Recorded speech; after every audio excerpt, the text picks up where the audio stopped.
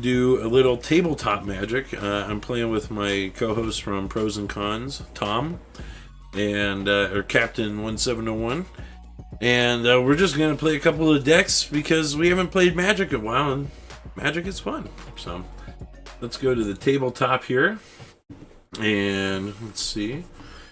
So with the camera, I'm gonna go ahead and I'm gonna actually, because we don't want to go too far off. Well, you know what? Let's see. I'll just put my cards out like that, and then yours can go right there, and we should be pretty good. Perfect. All right, cool. That should work not bad. And I'm going to, because who really wants to see my face here? Let's see. Let's make sure we're actually streaming.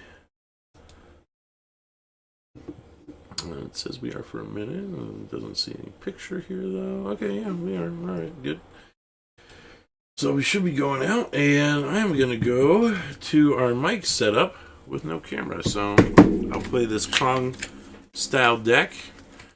What's your deck? You said planes? I'm just doing a full plain 60 card. All right. Yeah, this is like a pre-built starter deck I bought from Target a little while ago. It's been sitting around. I don't know if I think I built this one, but there's so many decks lying around, I don't even remember where half of them are. Right. I basically, when I pick a deck, I go by if I want to play it or not, what the top card is, and if it looks cool. And then I'm like, alright. So yeah, these are just house rules, informal. Pretty casual game. Pretty casual. If Matt loses or Bog loses, I get his entire command set, so... Oh my god. And I'm hijacking his channel. Alright, let's see here. I'm going to put mine right here. There we go. Right? Oh, you're looking for the cut. Yeah. I'm like, dude, man, I'm sorry. I haven't even... Here, go ahead. Okay. You're playing digital Magic. I know. It's all I've been playing for months now, dude. I'm glad to actually have a real game, dude. Matthew doesn't... Parsival, my son, he doesn't play anymore. He's got too much to do with the ladies. So, all right, 1, 2, 3, 4, 5, 6, and 7. There's definitely some cards in here I like. I won't need the mulligan, that's for sure.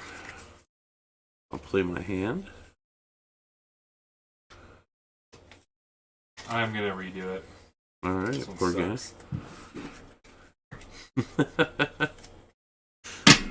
I had no lands in that bowl, and obviously you need mana. Yeah, you do need a little bit of land to play.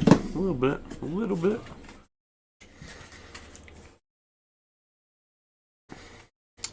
How do you want to figure out who goes first? Do you want to flip, cut? What do you want to do? You want to just... Yeah, let's do a clash here. 2? 2? 4. You got it. All right. I will go second, actually. Okay. You sure about that? Okay then. By the way, we're playing to 20. Your turn. All right. We are playing to 20. Yeah. All right. That's fair. I'm gonna drop this one down. Nice. I think those are a cool design, actually. When they I do like that. Yeah. That's a 2020, by the way. Nice. Some of the lands, they just get kind of boring. Anything else? Yeah. Yeah, no, actually, I like the art on the bottom of the card there, too. And, your turn. Planes here.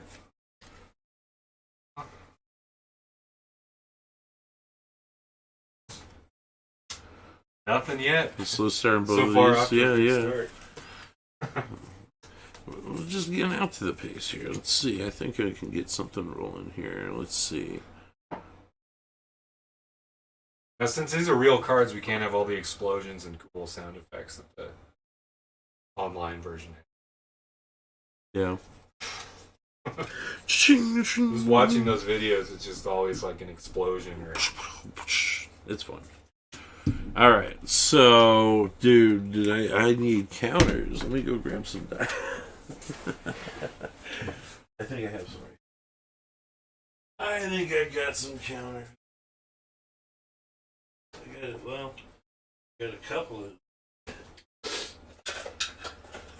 See, this is how prepared we are.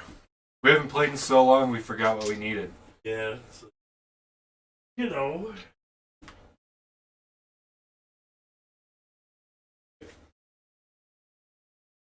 Sure I can't use this red deck? Too late. That one kills me every time. Alright, I'm gonna put... He comes out with 4 +1/+1 counters. And whenever another green creature enters the battlefield under your control, put a +1/+1 counter on Yorvo. Then, if that creature's power is greater than Yorvo's power, put another +1/+1 counter on him. It's messed up. Your turn, though. So. Alright. Good luck. Is a legendary creature.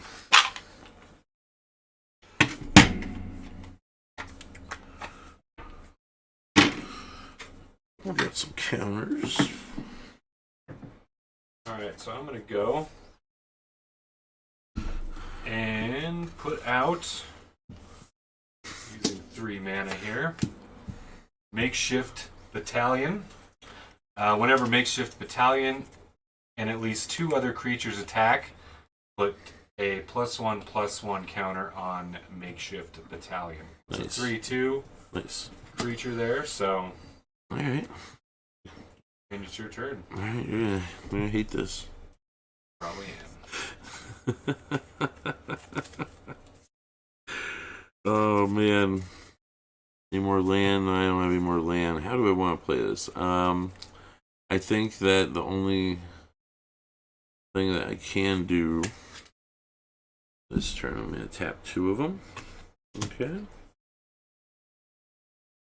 For a ram through, you familiar with that one? Oh, yeah.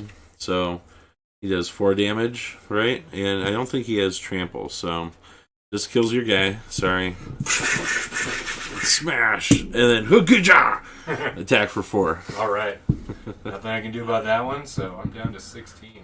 Oof. Tough one. Good turn.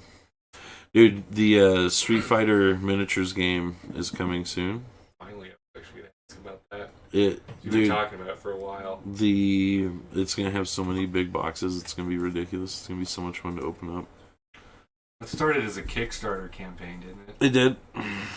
Yeah, it's over 37 figures, 36 unique individual fighting decks, I believe 4 boss decks, 8 play matches with 3D terrain, a bunch of dice. Dude, it's going to be so much fun. We're going to have to play that too.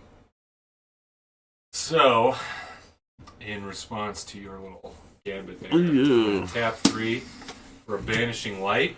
I hate that one. When it enters the battlefield, I get to exile a target non-land permanent until Banishing Light leaves the battlefield. Yeah. So he just is stuck under there, right? Yeah. Later, Lordo. Yorvo, Lord of Garingbrigg, whatever. I think he butchered his name a little bit. Lord of Garbage. Yeah, I hate him. I don't Stop care. it. But yeah. Hey. Alright, my turn? Yeah, your turn. Damn. Alright, that was fair. Alright, nice. I needed that. A 4th land. I will tap 3 of those to bring out this guy. Where's he at? Oh, there he is. Llanowar Visionary. When he enters the battlefield, draw a card. You can tap him to add some more mana. I like playing with elves. They make good decks. Dude, I'll have to show you this elf card because it's like this elf deck, dude. I'll show you a clip from it, dude. He destroyed me and like it was horrible. You can ramp up so much mana so quick with those. Yeah. It's your turn. I got nothing else. Alright. So far so good with this game. It's kind of boring, but Yeah, it's a slow start, but you know. magic happens quick. As I say, we will get going here, I'm sure, before long. We'll play a few rounds. We got this. We got a couple other decks. We got some jumpstart decks we could try out. Those should play fast because they're like 40 card decks. Alright, so I'm going to tap 1 here. Put out Anointed Chorister. It's a creature, human cleric with lifelink. It's a 1/1. He is semi-annoying.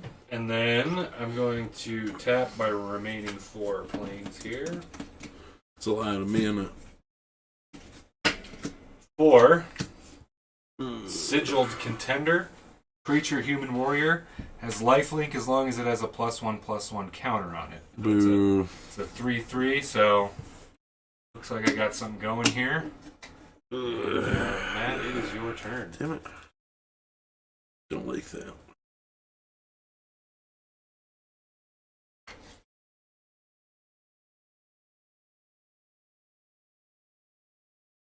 I wish you didn't kill my makeshift battalion.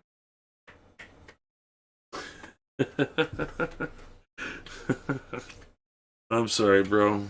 Shit happens, you know. I guess I took it out on Dorvo. It's okay. You're not gonna like what happens next either. So I'm probably not surprised. ram through. So he's dead. Take out this one? Yeah. Dang it. All right, and I'm gonna attack you with this guy. Alright, I'm gonna go ahead and block.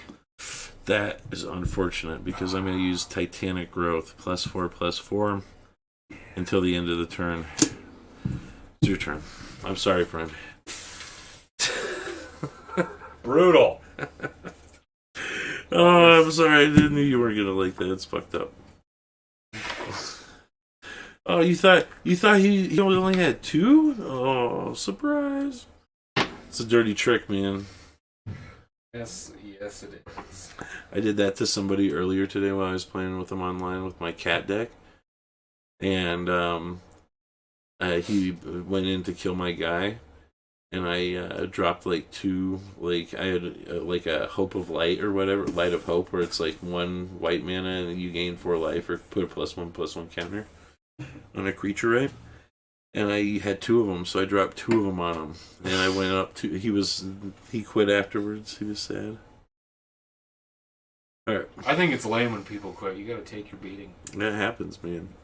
Alright, I'm gonna tap 2 here for. Hopefully, this guy stays out for more than 2 turns. Maybe. Tempered Veteran, Human Knight. It's got some special features on here. Play a planes and tap it for a +1/+1 counter. And it's a 1/2. Nice. That's cool.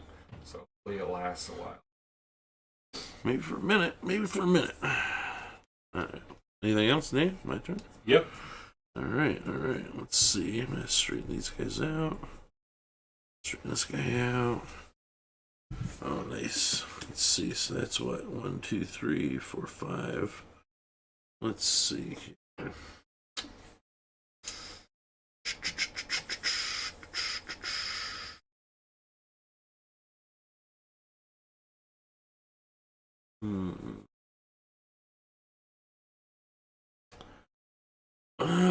I think I'm gonna tap for a bristling boar. He's 4/3, and he can't be blocked by more than 1 creature. And I'm gonna just pass to you. You're fine, man. Yeah, I got nothing else. Kind of stalling a little bit here, trying to get my power cards out. I am so bummed. That card is not curved because it's a foiled King Kong or anything. Uh-oh. So, speaking of King Kong, how do you feel about the trailer? What do you think? I am excited. I love all those movies. I know. I just want to see kaijus fight kaijus or robots or people. I don't care. I just want more kaiju.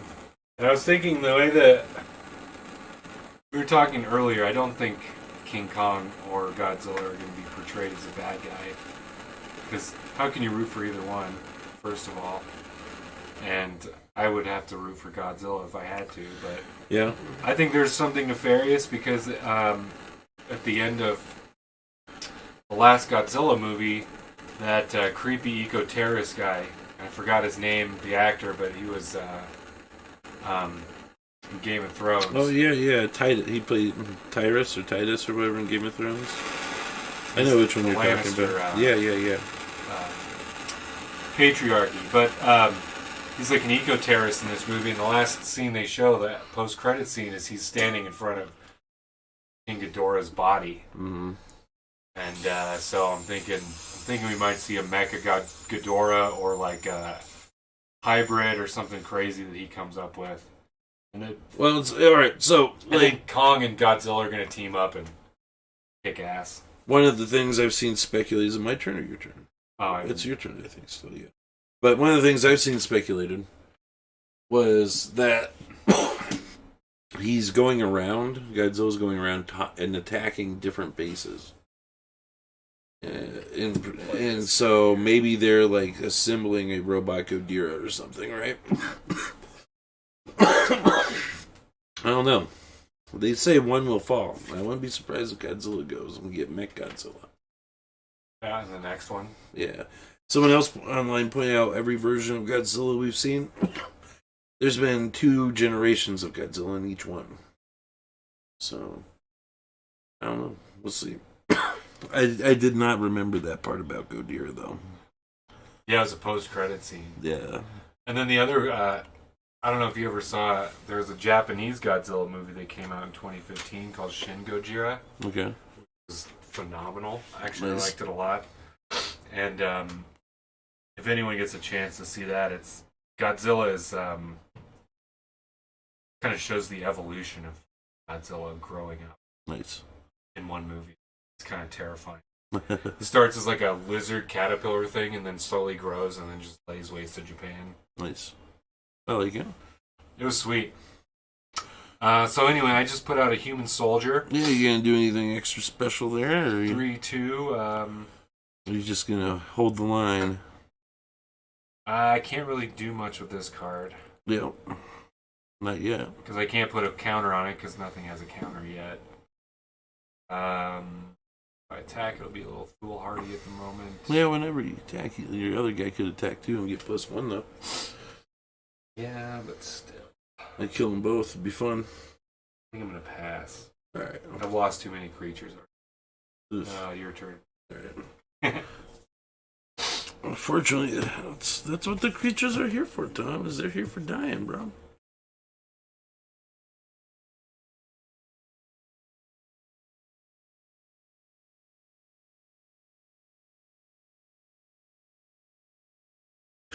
I don't even know how this card would work because it sounds way too overpowered. So I'm not even going to pull it out right now. Maybe I should, though. You can't tease something like that. Dude, I don't know, though. It's like really messed up. Dude, alright. You know what? Fuck it, dude. Shit. This is going to be interesting. We can debate how exactly what the text means. So, alright, I'm going to just tap 5. For my, let's see, I'm gonna get a good spot here for it. My Hydras. Iron Scale Hydra. Those are brutal. He's 5'5". And should I read you what he does, or do we want to wait till you find out? No, Let's wait till I find out, because Okay. then I can be shocked and horrified at the same time. All right, it'll be fun. All right. And you know what? I'm gonna attack you with a 4/3. It can't be blocked by more than one creature. Alright, so I am actually going to throw down an instant here. What the fuck? And I'm going to throw it on this guy here. Huh? Target human creature you control gets +1/+1 and gains indestructible until end of turn, making this one a 4/3? 4/3 indestructible. Alright. And I'm going to go ahead and block I can't do anything about these that. 2 on that one. Well, you can only block with one. But I said it couldn't be blocked by... More than one. Oh, I see. Yeah, So, yeah. 4/3 versus 4/3, one is indestructible. Yeah, so this one's dead and your indestructible guy's a jerk. Alright, fine then. Nice move there, Tom. Your turn, buddy. Alright then. I don't like that one bit. I'm gonna have to, before I... Alright, well, Iron Scale Hydra's got some surprises, and he's got some friends coming, so... Okay, so I'm going to do this. I'm going to tap 4. Play Boss Reed's Alright. Aegis? Mm-hmm. Put a +1/+1 counter on each of up to 2 target creatures. Search my library for a card named Bossry, Devoted Paladin. What the fuck? Put it in your hand, and then... You don't actually have that card, do you? I think I do. Oh my god. Here's a couple of counters. That's cool. Getting weird. So one of the decks I want to build with the new set that just dropped is called it's it's funny because I bought the sleeves for it the other day, World Tree sleeves, and then I totally opened up a pack with like the World Tree in it and a card called Path to the World Tree. So I'm gonna totally build a World Tree deck. There we go. There's a foil too. It's a Planeswalker. Pretty cool. Shiny. Bossry Paladin. Boo, I don't like trying it. to find the camera here. Yeah, it's good. It's good. Wibbly wobbly. If they care enough, they can always look it up online. Put your counters on your guys too there, don't forget. And then I get to shuffle.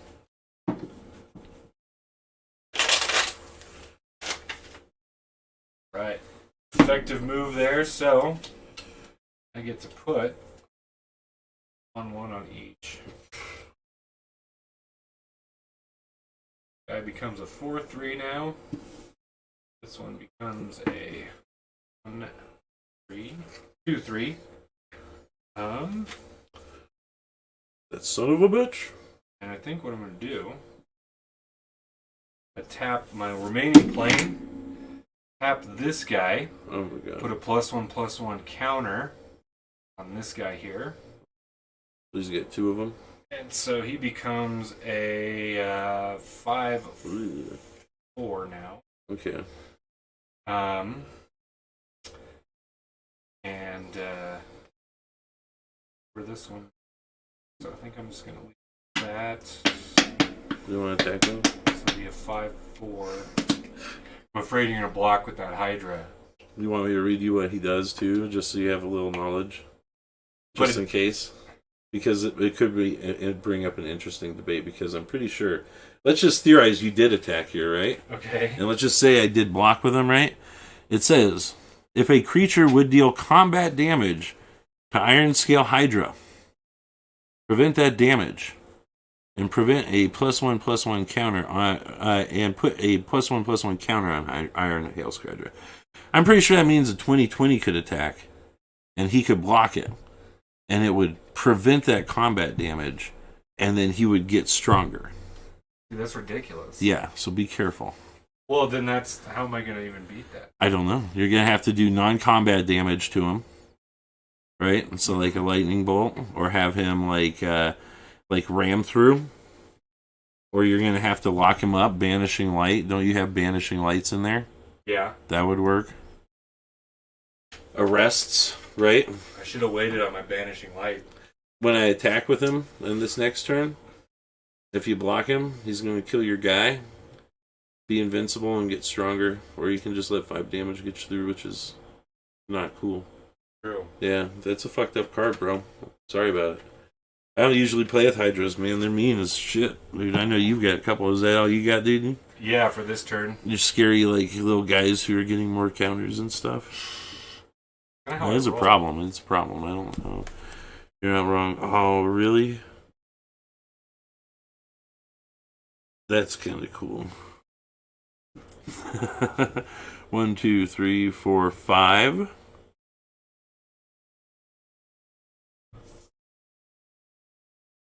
Six for a colossal Dreadmaw 6/6 trample. I know he's got the pirate ship, and you see the dinosaur in the background. One of my favorite decks I have is a dinosaur deck. I didn't even show that to the camera. Like you were doing it better than me. Let me do that. That's a good idea. It's a good card. I love dinosaur decks. I know they're mean. This is a cool deck. It was. I think I got this after you told me about it. It was like $5 or $6 at Target for 2 decks. Yeah. It was the dinosaur deck and the Veto deck. Right. Yeah. And it was like a clearance. That Veto, that's why I bought it, dude. Is just the Veto cards, because that card's so messed up. I love playing it. Plus $6, and you get 120 cards. I mean, dude, brilliant. Like new 2020 cards. Yep, and it's a mean deck too, as you can see. Am I gonna attack? Yes, I am. I'm gonna attack you with a 5/5. All right. Hydra, Iron Scale Hydra. And if I block, it still gets counters. Yeah, he gets counters if you block. Then I will take the 5. So I'm down to 11 now. Brutal, man. All right, my turn. Yeah, you got it. You got it. I'm sure you got a 5/4. That would almost kill my one dinosaur if I blocked it. Let's see. So I'm gonna play an instant. All right. 2. And you know all that shit you were talking about, the Hydra there? Yeah. And how I needed to play something that Well, wasn't combat damage? I'm trying to help you out. Got a Target tap creature. Yeah, that would do it. instant. Yeah, unfortunately. Swift response. Let's see. I'd say that's pretty That's swift. what you needed. That's what you needed. I'm glad it's not going to be over that quick, you know. All right, here. And then, what I'm going to do, so, get out this 2. Adherent of Hope. At the beginning of combat on your turn, if you control a boss or your planeswalker, put a +1/+1 counter on it. Well, thank goodness you don't have that shit out yet. Not yet. Kind of needed to spend the mana to get that stupid. Yeah, I'm definitely going to try and kill it when you put it out. So, what I'm going to do then too is tap this guy, tap that one, throw another counter on here. So he becomes a 6/5 now. Yeah. And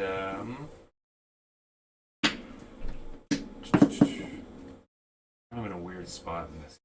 It is a weird spot for both of us, dude. Go ahead and attack. Bring it, bro. But it's pointless. Is it, though? Yeah, because if I attack him, like, he's gone anyway. Well, maybe, but maybe I don't want my dinosaur dead. You know, maybe I want you to attack so I can attack unfettered. That's the thing. That's what's great about Magic here. Dude, Magic is awesome. It's And one of the best games ever, man. And I don't like to play too aggressive, I know. which sometimes hurts me in the end. So I'll tell you one of my tests online is I'll get a 1/1 creature out and they'll have a 1/1 creature out, and I really don't want mine to die, right? But they put it out, and I'm like, I'm pretty sure that that's like crucial to how they play their deck. I'm like, he's not going to block it, and so I'll attack, and if they block and kill their guy, or if they just let me get through and get the damage, it tells me everything I need to know about him, if I'm going to be able to just crush him or not. Now you're just messing with my head. You're like, oh my god. I'll tell you, from playing like at the when you go to the tournaments with all the people who are like hardcore, and you're like, oh my god, what happened to my really good deck that my buddy couldn't ever beat? And it's like vaporized in 3 seconds. That's basically what I do. I'm Dude, like, oh, I know, no, dude. read this one. When you talk to like the pre-release, that's what I'm trying to think of, dude. Like when you go and you play like those guys, man, you got to play fast and aggressive. Well, since for the stream's sake, then I will go ahead and attack. It is a risky move. I could block and die with my dinosaur, but I'm totally not going to block. I'll take a 6/5 I'm going to take the 6 damage, dude. for the stream. Yeah, you can still block, but I got trample. You don't want your guy to die. It's going to get interesting here on out. So we got 14/11. Yeah, you're catching up quick, legit. You know what I mean? All right, my turn. Yeah. Never know if you get any more surprises there with them spells or anything. That instant was huge, though. Oh, I'm all like drawing cards from your deck. Hey, like, why are you playing white all of a sudden? Dude, I'm used to my hand. Oh, man. Yeah, I was like, that's not one of my cards. Yeah, these are house rules where we can draw from Tom's each like, other's whoa, whoa, decks. whoa, whoa, whoa, whoa, whoa. What's going on here, man? I need more power cards, but I don't have the land just yet. So I'm going to go ahead. I'm going to put out a humble naturalist. Yeah. And I'm going to put out a snare spinner. 1/3 reach. No more Spider. flying. Spider. Do you have flying over there? You don't. I don't so have any flying. who cares? You killed my Hydra. Bitter I'm in trouble. I am kind of bitter about the Hydra, dude. I have to attack this turn. 6/6 trample. I will just go ahead and block then. What is he, a 1/3? Or 3/1? 2/1. 2/1. You sure? You want to do that? Because it does block 1 damage and 5 still gets through. What's one more? That's what I'm saying. You could save your guy and just take the 6. Oof, that looks painful though, right? Yeah. Those dinos are tough. You're gonna have to like hold the line next couple turns until you can build up or something. You need like an arrest or something, which I'm sure is an all-white deck. It probably has arrests and stuff. What I need is a land. I need a land too, bro. I'm kind of stuck on 5 here. Hey, you want to use that all classical house rule? Take each get a truce draw there, you know? Truce draw for you? Yeah, I won't attack you. You don't attack me for a turn. You know, each get a draw. Yeah, so we have this house rule where we have a truce. Are you using your truce then? Yeah, let's do a truce. Alright, fair enough. It's your turn, so are your turns over, right? No, I haven't even started my turn yet. Okay, well, you want to do your turn then. We can do the truce on my turn. Well, I guess it is your turn, so it's your turn. You're not going to do anything. Then my turn, I'm not going to do anything to you. Then it's back to you, and you can do whatever you want. That works for me. I only have 5 planes here, guys. I need Man, really need 5 one planes. more. Killing me. For Tom. Dude, I only have 5 lands over but here. you got 2 guys that can also create mana as well. Yeah, I only got one of them out just now. Alright, so I'm gonna throw him out again. Another human soldier makeshift battalion. And then while I'm at it, I'll play another one, tap him, throw another counter on this guy, keep building him up so he's now a 7/6. Hopefully he can hold off that dinosaur. And then yeah, so we worked out a truce here, no attacks on this round, so it is your turn, my friend. This is going to turn into a messy one, I suspect. We're running out of table space. Yeah, I remember I was playing Percival once and we had like 10 creatures out each and we were just like locked in this war of attrition. And then at one point I was just like, okay man, it's like 14-13. We gotta do something here. And so I just led an all-out attack on him and it took us like 10 minutes to figure out all the different What's happening here? You were just waiting to truce to do the ape, weren't you? No, well, I had him coming either way, but That's true. figured it would help you out if you need some draws and everything. Highlight some house rules, you know. So yeah, it's your turn. Right. Oh, come on, I need a land so bad here. Yeah, a lot of guys out there, like, you know, like, so, like, a lot of people don't think too much about it because a lot of people think, like, oh, one guy to one guy, but you can totally stack your guys to kill my guys, too. It's the risk of, like, sending your big guys into a group that has a lot of guys, you know what I mean? So, I'm just saying. I turn the fan on a little bit. this turn might be a little... Oh, So, shit. I'm dropping 4 planes. What? I'm going to put out creature cat cleric with lifelink. Oh, man. Show you here. Mm-hmm, that's a cool card.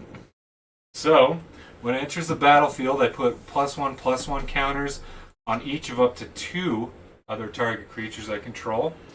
I'm definitely going to pump this dude up. I'll give him 1 more, making him an 8/7 now. Are you serious? And then I think what I'm going to do Alright. is put a +1/+1 counter on this one here. So making that one a 3/2. And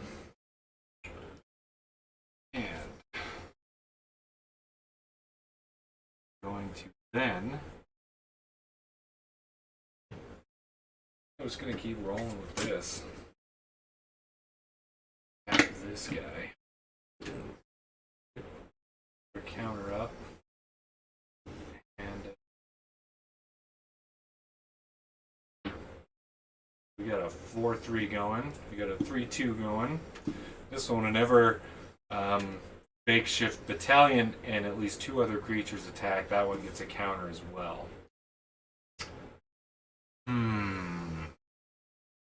Ready for the party to start, huh? Because you got some big dudes there. Yeah. Definitely have some big dudes. But I have counters on my side. So I think I'm going to swing for an 8-7. That guy's tapped, so I'm just going to move him to the side here.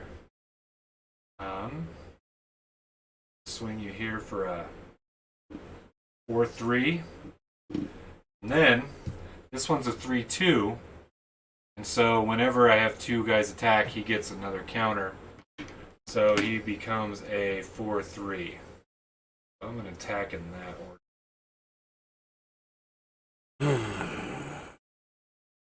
I'm going to let your 8-7 through. Okay. So I'll take 8 damage right off the bat there. What's the next one? This one is a 4-3. So I'm just going to move him out of the way first. What's his powers and everything? So if I control the planeswalker, I'd get a +1/+1 counter. I'll let him through. Right, so how much is that? That's 4? Yeah. I know. And then I'll block this guy with my 6/6. Alright. So he's dead. Yeah. But, see, that's what happens. Because I only have 5 left. Yeah. I can't really block much after that. But I still have You can block one, yeah. Still got 1 guy left, but I'm not going to quit.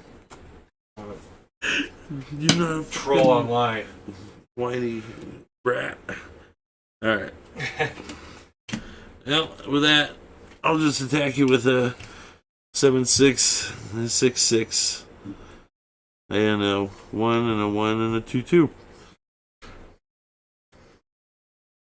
Now, if I blocked with a lifelink, you would get the so the way you would do it, you would want to do it on your first one. So block the 8/7, right? Yep. Or the biggest guy coming, or the 7/6, I think is the biggest one. Yeah. So you would block that one right first, because it is the first one coming. And he would do 8 damage to you, you'd do 2 damage to him, you would gain 2 life. Alright. Just in case, I want to make sure that we get and he's blocked. Right. And then it's 6, 8, 9, 10. That's me pressing the Yeah. key. Sorry.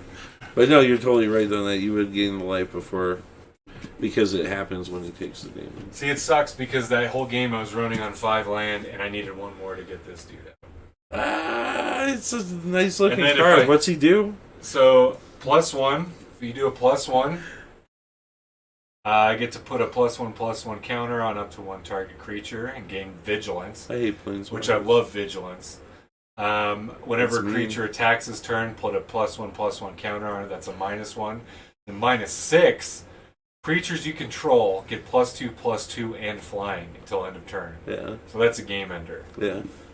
That card's beast. But I only had 5 land the whole game. You want to play different decks or something? Yeah, let's do a different deck. I've got the other one that came with this deck that I just played. I can play that one. Yeah, let's do if that. you don't object. Throw down another one, but that was a fun one. Yeah, dude. Haven't played a physical Magic card game in a while. That was kind of Big Beast versus Big Beast. We both kind of stalled out to a point where it was just like, you know. That's what's great about this game, like just the mechanics involved of creating these different combinations.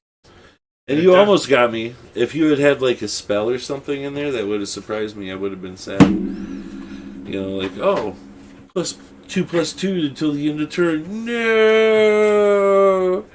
You know what I mean? That would have been a nice surprise for sure. But like,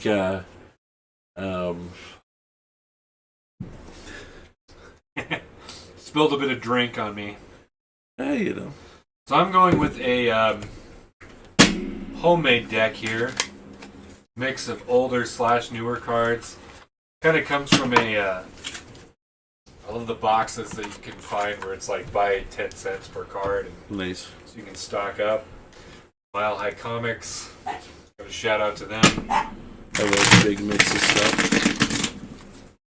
By the way, I need to get over there. I haven't been over there in a long time. It's awesome. It's gonna be one of the coolest stores ever. Gigantic open warehouse, so it's almost like a museum. Crushed in. Because even if you don't go buy anything there, just to wander around and just see all the cool random things they have. So, like, when I was a kid, dude, like, that's one of the reasons I love Mile High is because I could totally ride my bike up there. Oh, yeah, I love the Lakewood one. They would let me, he would let me go in and like, just sit in the back by the new comic book rack. And I could just sit back there and read any comic book I wanted. As long as I didn't, like, bang it up or mess it up or anything, you know, and just put it back. But they didn't care if I read them or not, you know, and it's cool because, you know, eventually, of course, I was buying quite a few comics. But, you know, I would, if I didn't have any money when I was a kid, I could still go down there and check out the new comics and flip through the new X-Men book or, you know, the other one is they always played Star Trek, the trading card game, which no one else would play. We tried it once. It's so weird. And I want to learn. I can't even remember how to play it anymore, dude. It's so complicated and bizarre. But I like the idea of it, but it could be done. I wish there was a good Star Trek card game. That'd be fun. So kind of going off Star Trek, and, you know, the other channel, Pros and Cons, got a shout out that's kind of a sci-fi discussion show. Why does Star Trek always kind of have to fall behind everything else? I don't know, man.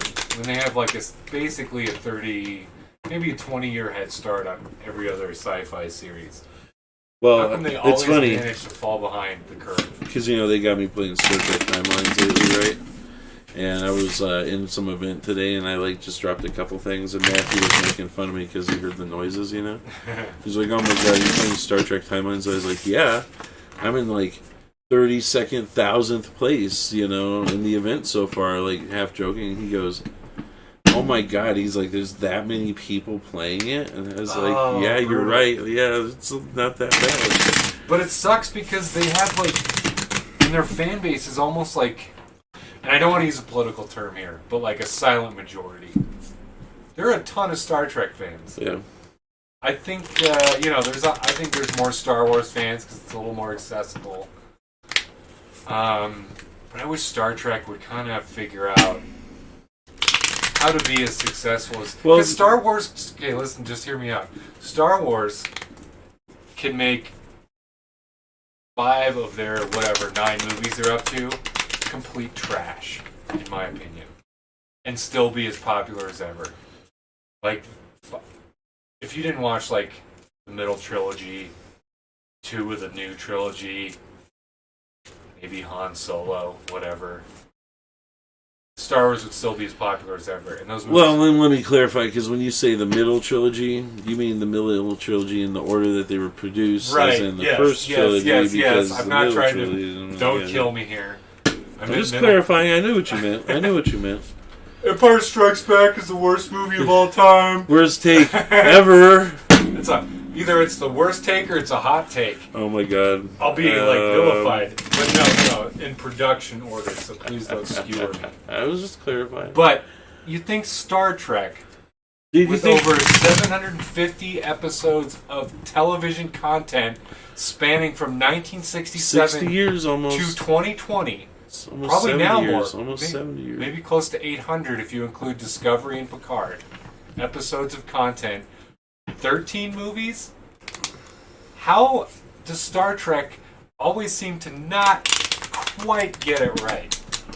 Because it's always been nerdier, I'm using air quotes, than Star Trek. I was like, it was okay for me to be into Star Wars growing up, but like if anyone found I was into Star Trek, I was a nerd. Right. You know what I mean?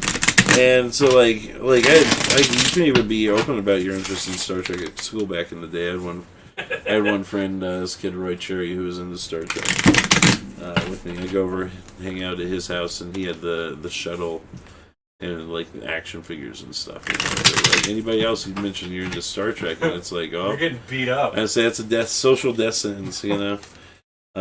which is a shame. I ended up getting into Star Trek, and I wish more people were. It's a great show. I like it. I'll give you a nice basic cut there, Tom. Nothing weird, nothing fancy. But it's like, why can't they figure it out? I mean, I understand what they're trying to do with Discovery and Picard. Trying to rope in old and new fans. No, they're trying to. But they're trying to make it 25% different so they can make money on it. It's just not the same. It's not. Like, Picard was boring. It was. Discovery. Spoilers, a warning, by the way. We very well likely talk some spoilers here. Yeah. Discovery is boring. It's boring. Okay, so I like the concept of Discovery overall. Liar. I don't like the concept. I don't know why I said that. I would like it because I like Star Trek, and I'm mulliganing this hand because it's That's trash. fine. Yeah, do your thing. But I was ready for a new Star Trek series. You know that. Yeah, I signed up for it. I was excited right away. Just the way it was executed, and like for me to like a show, you have to care about the characters.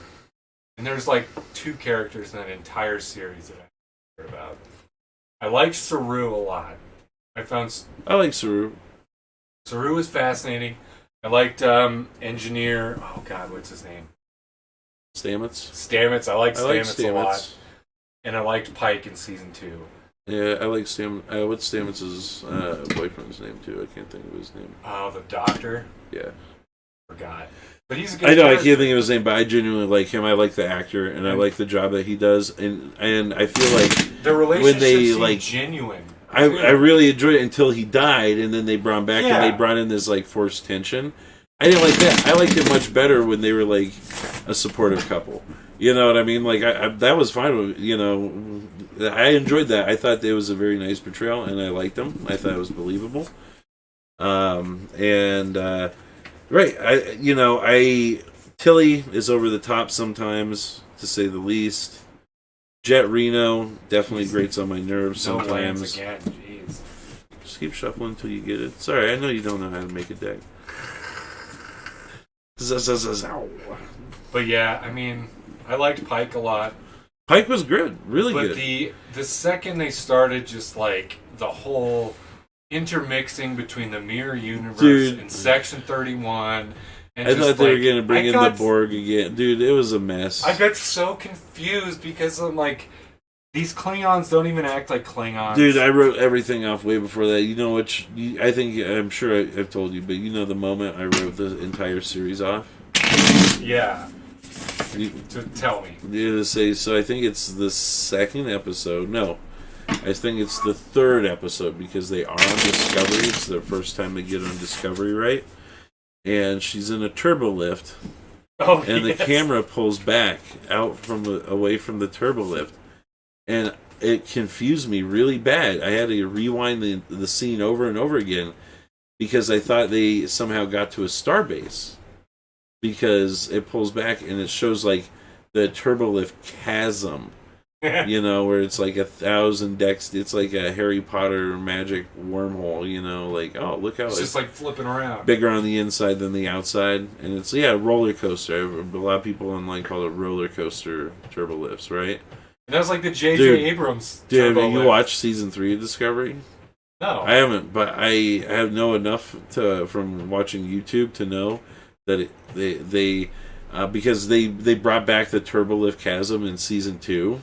They like doubled down and they're like, yeah, no, this is actually how it is. And I was like, man, why would you even do it again?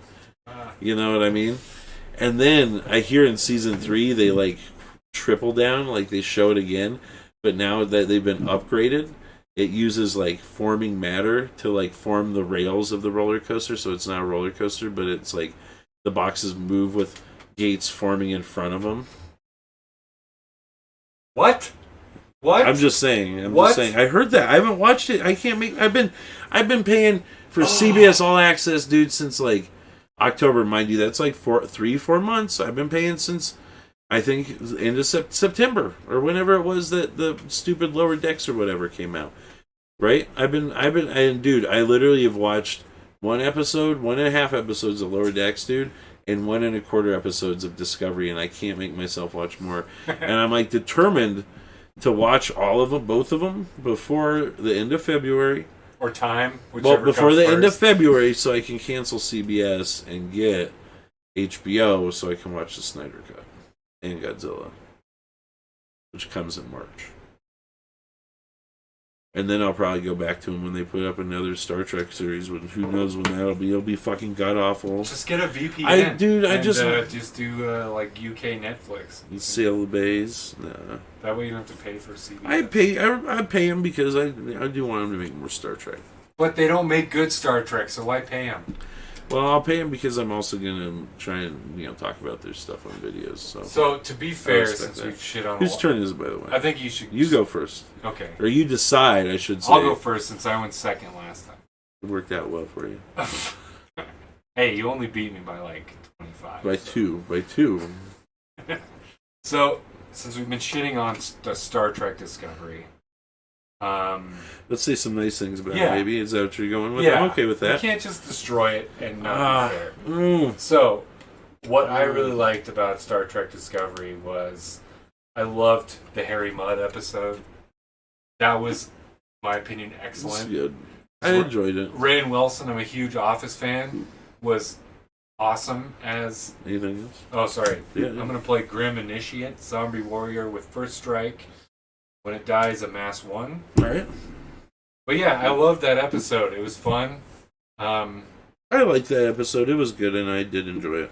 And he actually really portrayed Mudd very well. And I actually watched the original series Mudd's Women episode recently. Sure. And it was a nice update to the Mudd character without being like as slave tradery as the 1967 version of Harry Mudd was. Fair enough. I like the episode. I gotta say, I'll forgive Star Trek a lot of nonsense, dude, but I won't forgive them canon breaking nonsense and ship nonsense. I'm sorry, but you're right. That was a good episode. I like that one. I play planes here. I like some of the effects we got on the series. I know it's low-hanging fruit, but the Klingons were awful. Yeah, dude. All right, so let's talk to Klingons a little bit here, okay? Lightning strike. So what? Kill my... I'll do 3 on you. On me? Directly? Okay. I can handle that.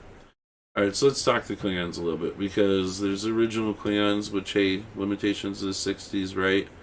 Then we get the classic Klingons, like the good Klingons, let's call them. Movie era. Just call them the good Klingons, okay? Honor and war. They established a lot, and that was to the point where Enterprise went dumb, and they're like, well, we're going to do a prelude, and everyone's like, well, how are you going to handle this? They're like, well, we're just going to use the makeup for TNG. Okay, well, that kind of creates, okay, whatever, we're just going to say, most people just ignore it as makeup in the 60s and say, hey, it's whatever, They don't take the original series too seriously, right? Is it my turn, your turn? I think it's your turn. Huh? Your turn. It is my turn, okay. Oh, yeah, you lightning bolted. That's right. Well, yes, because I got nothing else, your turn. Yeah, I totally lost my train of thought. Sorry. You're talking about Enterprise and how the Klingons, right? Yeah, and so fans came up with the concept of the this, that, and the other, and they did the whole episode explaining it, quote unquote, explaining it, right? They should have let it be there. As enough it is, kept their classic Klingon look. As a side trip with the JJ verse, right? When they went into it, right? They had the issue of dealing with how do you show the Klingons during the Kirk time period, right? And what did they do? They had them scarified and with minimal ridges. And the way I personally took that was well, it's the Klingons during the augment phase, you know what I mean? Their foreheads have been flattened, right? And so them as a people are scarifying themselves, you know what I mean, or tattooing ridges on. And then you get that reinforced even more with the helmet. But then, yeah. Because, like, they put the helmet on, right? And Right. the helmet has the ridges. And they all have the rings and stuff. Like And- that one and dude they it's, show. I think it's like scarification. Like they're... And I thought that was perfect. I thought that was really cool that the flatheaded Klingons would totally try and give themselves ridges. So, not to get like armchair psychologists, but it's like a psychological, cultural thing. Like you're not as Klingon as a Klingon if you don't have the ridges, kind of thing. Exactly, and that's how they explained it in the series previously. And so I thought J.J. Price did it really well. Yeah. You know, I thought they did it as a true homage to the original series. These Klingons are basically flatheads who either have minimalized ridges, their ridges are barely there, and what is there has been like accentuated by like rings and piercings and tattoos. Or they're wearing the helmets, and I always figured the guys with the helmets are total flathead Klingons. And that's why they're wearing the helmet with the ridges on it. And like the one you took it off, his ridges are barely there at all. They're like vestigial ridges. Like he's one of the ones that's like it's hitting his family line now. His kids probably won't have ridges. You know what I mean? And so I thought that was really a very smart and intelligent way to handle the whole Klingon issue of Klingons during Kirk's age and bringing it to a new time period. I agree. And so I will give that to the JJ Treks. I'm like, I thought that was really great. You know, so I'm going to stick a pin in that and come back to another point. But I want to play the card here. Helica Glider enters the battlefield with your choice of a flying counter or a first strike counter. So I'm going to throw a flying counter on oh my god. So he's now a flying Nightmare Squirrel. Nightmare Squirrel. I like it. But going back to the Klingon thing. Any attacks or anything? I'm good. Alright, my turn then. Yeah. Oh, and I didn't tap. Sorry. I knew what was going on. But my take on the Klingons with... And then that whole episode, like DS9, since we both love DS9, Yep. and it really built out the lore of the Klingons more. It is interesting, though, if you look at how... And I watched this kind of series of episodes recently where Dax teams up with those old school Klingons, like Kang and... Mm-hmm. I forgot their names. Kang and Kor and Kor, yeah. Right. See, I'm terrible at... I love Trek. I've seen all these episodes 7,000 times, yeah. but I can't keep up with these names as I well. couldn't tell you I was right or wrong on that, but yeah, exactly. But they didn't have the ridges in the original episodes, And now they have and now ridges. they have them. So I'm like, You is wanna- that kind of like a story thing? They didn't really explain Here's this. it. The Klingons who are still alive, right? They've fixed it. The Klingons now, normal Klingon society, now they're back to their ridges, right? They've had plastic surgery. These guys are in their ridges. You know what I mean? You know? Oh, going back to that psychological thing. Right, it's totally... But But Kor and societal, right? You know, they were just flathead Klingons. They were born flathead Klingons during the flathead Klingon period, Kang, right? as Kirk says, Klingons. Klingons. There you go, dude. No, but dude, right? They were because it wasn't even during the Enterprise. It talks about how it's a specific caste in like a region area, you know. And so, man, again, dude. Sorry. Well, when he dies, I do 2 damage to each opponent, and I do gain 2 Oh, life. bullshit. So it's fine. So you lose 2 life. I gain 2 Still, life. I'm gonna go ahead and attack then. Okay. So for 3. Okay, so then I just lose 1 collectively because I gain 2, and then last 3, and then you lose 2. So I actually whatever. Yeah. Damn it. Anyway, Klingons. But Your turn. but that's how I kind of always codified that, you know, is the old Klingons, you know, because they could have earned their honor and everything, and those were like, you know, the front lines against Kirk, and like generally look back on as like The Warriors. honor. Yeah, they survived the whole conflict with their honor intact. It's not like they lost their honor to Kirk and stuff. Like, you know what I mean? Like, my understanding is they're basically still honored Klingons. Oh yeah, because Dax, when she first meets them, I mean, they're Right. considered like the heroes of the heroes. Yeah, so if they're still honored Klingons, right? then the way I always looked at it is, then they probably, it got to a point where they just, because again, too, they were like, well, for a long time they didn't want to do facial reconstruction and everything because that was seen as just like, oh, you're like, it's, you haven't earned it or whatever. So I always figured, they earned it. They fixed the augment virus thing, right, for all the other people, and the Klingons who are genetically affected by it. And, they earned the honor in battle. Well, you can go ahead and give them their ridges. The Hall of Heroes. Basically. That's how I always saw it. I never saw it as an issue that they couldn't have their ridges put on, you know what I mean? Like, but then Worf in that Deep Space Nine again, which actually, I mean, we've talked about it a lot, just builds out a lot of the cultures of these different alien species.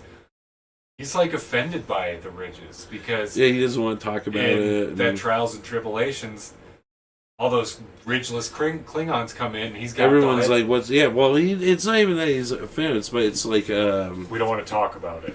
Right, cultural taboo. Yeah, it was a period of shit that happened in Klingon history, and they're just like, "Fucking shut up." You know what I mean? That would even go as to a reason why Kor and Kang wouldn't have flatheads anymore. It got to a point where they're like, "Look, we fixed it, we've cured it. We're going to give everybody proper ridges because we don't want to see this." You know what I mean? Like they even, we're not talking about this. It even goes to like they would be encouraged to on some level. Right. To maintain their honor, to have it, their ridges restored to some extent. And Worf being like the most honorable, like prototypical Klingon warrior. Well, he says, we don't talk about it with outsiders. Period. Yeah. Don't even ask me about it. It's not. We're not even going to get into that shit. Which is hilarious because.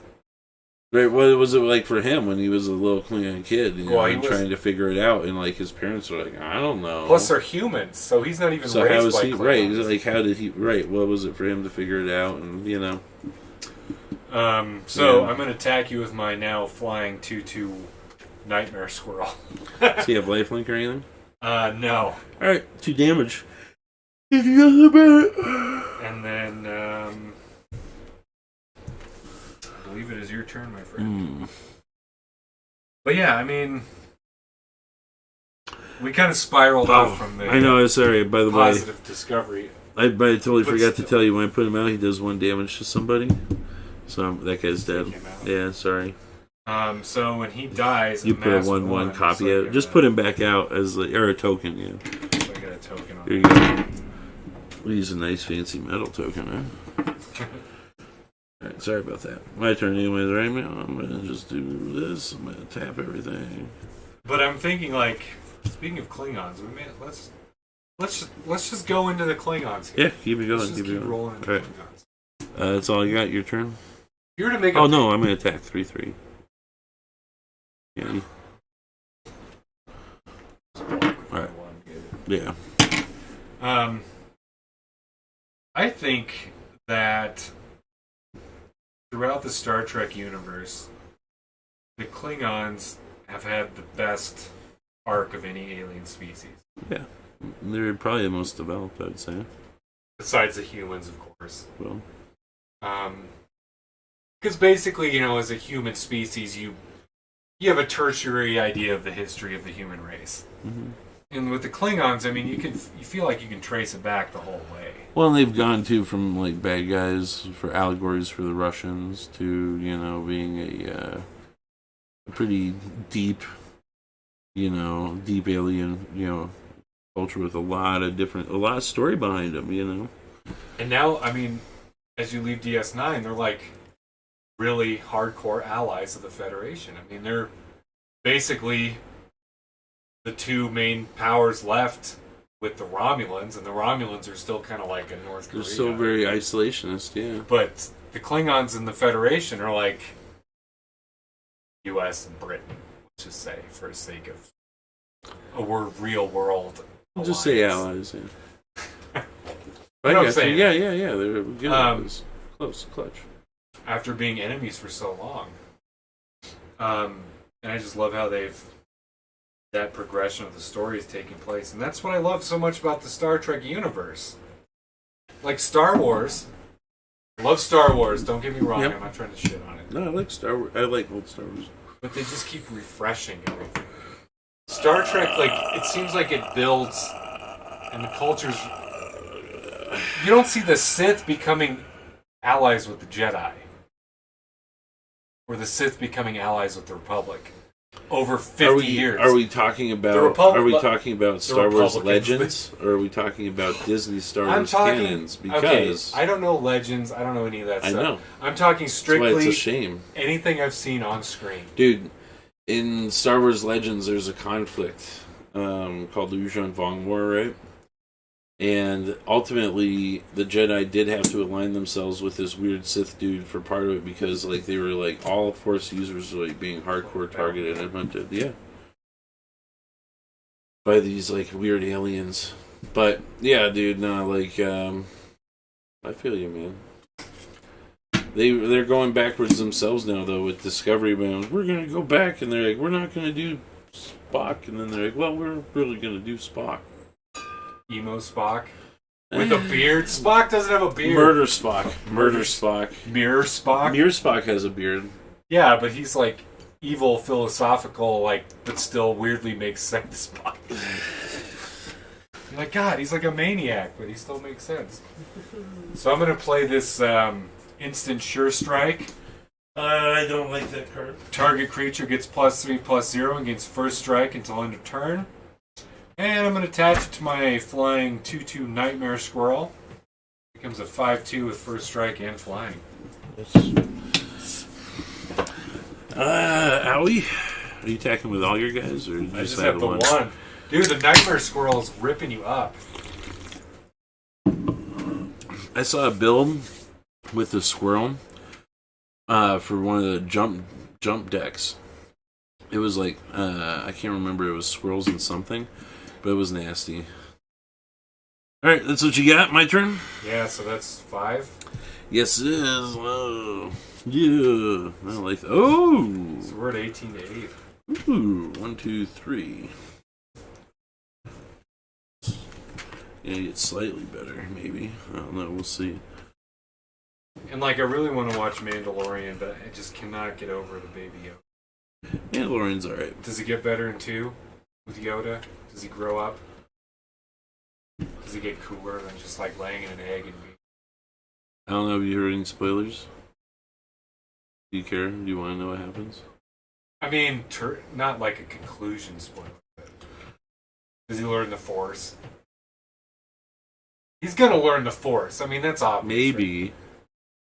Right? Maybe? Whatever. They wouldn't just bring back like a random baby Yoda to not learn the Force. He's got to be like a Yoda. Well, you didn't have to watch it. Let me tell you some spoilers, so. I know Boba Fett's back, right? Mm-hmm. Which is a whole other argument that I don't want to get into. I have some theories on that. Oh, I beat the Sarlacc. Which was dumb how they took out Boba Fett like a bitch like that. Because Boba Fett was cool, and I don't really understand the whole Boba Fett cult, but they kind of did that villain wrong. Yeah. He deserved a better... He was never too much in the movies. He was always... a lot of his stuff is from the EU, the Legends, and he's big in there. I don't know. His comeback was good. It was like episode 2. It was funny because the first time I saw him come out in his armor, I laughed. I told Matthew, I looked at him and I said, haha, fat Boba Fett. It was like the actor has not kept himself in shape. But it worked too, because Boba Fett's supposed to be like, he's been hanging out on Desert Planet half dead anyways, so like, what is he supposed to do, you know? And he came out and he kicked some ass, dude. Even if he is a little bit chubby and it's a little ill-fitting, you know? They make him squeeze into the Return of the Jedi armor. Right, dude? Yeah. No, it was good. It was nice seeing him. And then the last episode has a return that's significantly better, so. Alright. Really big return. Awesome. Started going down, and I looked at Matthew, and he looked at me, and we were like, yeah. We're thinking this is happening. And then it starts happening, we looked at each other, and we were like, this is happening. Jango Fett? Don't spoil it I then. won't. I'm still undecided. Yeah, you. Maybe it's all the toys and like the stupid memes I see of Baby Yoda. Destroy Baby Yoda for me. A lot of people have who hated the Last Jedi have liked the finale of season 2. I liked the last Star Wars movie. I thought it was great.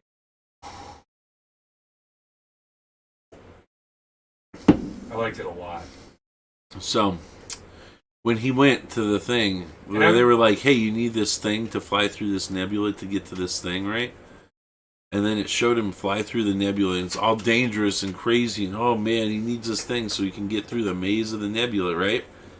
He flies through the nebula, and then it shows him with the nebula behind him, and he goes and flies up to the planet. And I'm like, why didn't he just fly around the nebula? Cinematography. You gotta have some look. It's the dumbest thing in the world, Tom. Doesn't make any sense, I'm sorry. But Space horses on the ships, too, are dumb. And how did he amass all those followers? Like, what? Like, he sent somebody into the nebula years ago, and they're just, like, sitting out there pumping Palpatine? out... Yeah, like, Sith clone worshippers. Or, like, people pumping out weird, horrible Sith baby worshippers. Like, no, dude. That was weird because It doesn't make any sense, and it's stupid. you walk into the hall and everyone's cheering and everything. You're like, where are all these fucking guys coming from? It doesn't make any sense on any level, and it's only... But if you the consider... movie only works if you turn your fucking brain off and let J.J. Abrams jerk you around for fucking, like, 3 hours, like... So fast on this is happening, this is happening, this is happening. Oh, you don't even have time to think. You're like, oh wow, that looked cool. That whoa, you don't even have the time to think about. Why are those people? The only people who give a shit are the ones who go home and they're like, wait a minute, what was happening last week? Palpatine was just hanging out with these weirdos on this planet for the last 30 years or some shit. I'm just saying. But that's the new era of Star Trek, isn't it? Or Star Wars, isn't it? And Star Trek, really. I just don't. Just a lot of explosions. I watch like Return of the Jedi, and then I start reading the books, and I don't pay any attention to the new stuff. Well, you have all the background info. I know, and you know, I liked it. I'm not as deep into the Star Wars universe as I am Star Trek. Really. Yeah. You still need to read The Return, dude. I got somebody to read William Shatner's The Return. They ordered a copy. They got it. Dude, that's a good Star Trek book, man. Have you seen him do that video where he's singing Rocket Man at an award show? So it sets up as the. It's your turn, by the way. It's an award show or some awards presentation, and the actual writer of the song Rocket Man is accepting an award. Mm-hmm. Shatner's on stage to sing Rocket Man. And I have no idea if this is supposed to be a parody or he's drunk or if he's just being Shatner, which his whole life is a parody, it seems like. Or he's just being Shatner, which is totally serious. And so he comes out, he lights a cigarette, and he's just like, Rocket Man. And he's just singing. And then all of a sudden, like, behind him, there's, like, a superimposed Shatner singing Rocket Man. And you see another superimposed Shatner walking out. I like it. It's like the most Shatner moment ever. And I'm like, is this just crappy 1970s cheeky humor? Or is, like, he legitimately being serious? He's serious, probably. He's serious, but everyone sees this as a joke. Remember his cameos on Third Rock from the Sun? Yeah, he's phenomenal. He's a legend. So I'm going to play this card and kind of neglected our magic game here. I know, we're just going off on on Star Trek, Star Wars. It's all good. Anyway, back to the game. Let's do a recap here. So Matt's got out some scary shit, some... You're killing me, though, with your flying squirrel. Is it not? Like, how big is it? It's only a 2/2. Why is it getting bigger all those turns? Because I did... those aren't counters? +3. Okay. I had some lightning strikes in there. It's all you then. I can't do shit about flying squirrel. No one can do shit about a flying squirrel. I know. He's been tearing me. So, I'm going to do this here. I'm going to roll 2 For a lava coil, deals 4 no. damage. I'm gonna take out that Don't one. do that. Take out that one. Don't do that. 4 damage. Don't do that. Just did.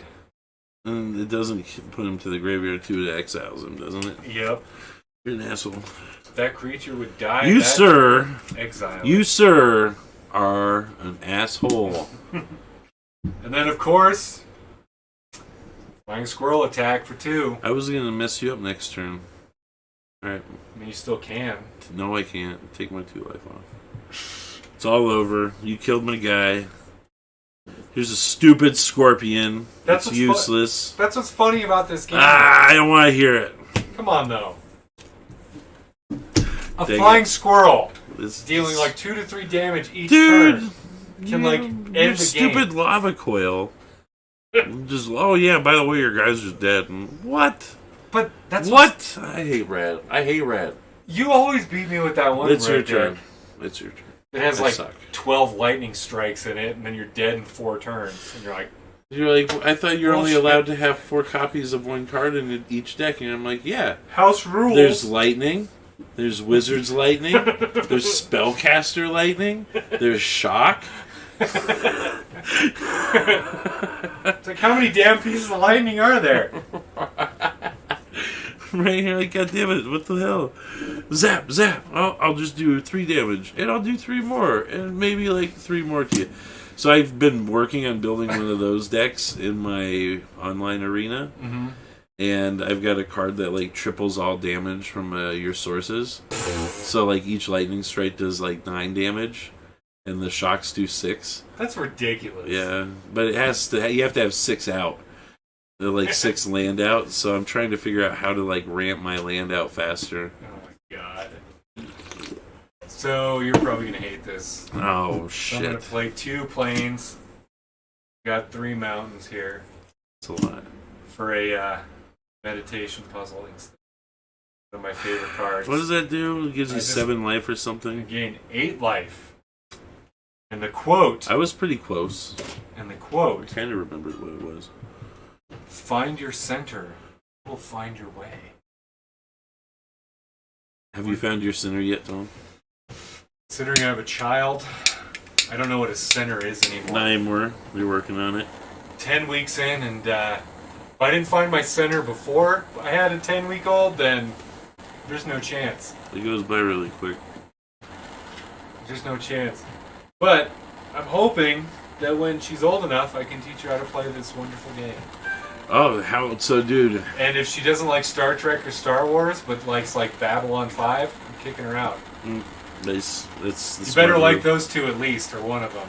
She would. Firefly. She's gotta like Firefly. I'd say Matthew likes Star Wars, and he likes Star Trek, although he's never been too into it. But dude, he started. Alright, you attacking? You did attack. You took my damage down, right? Wait. What the hell are you doing? It's on my card. It's a flying squirrel, man. That's extremely aggressive, right? Jeez, I feel threatened over here. I didn't attack this turn, so I'm just gonna throw you in the Okay, there you go. Sure.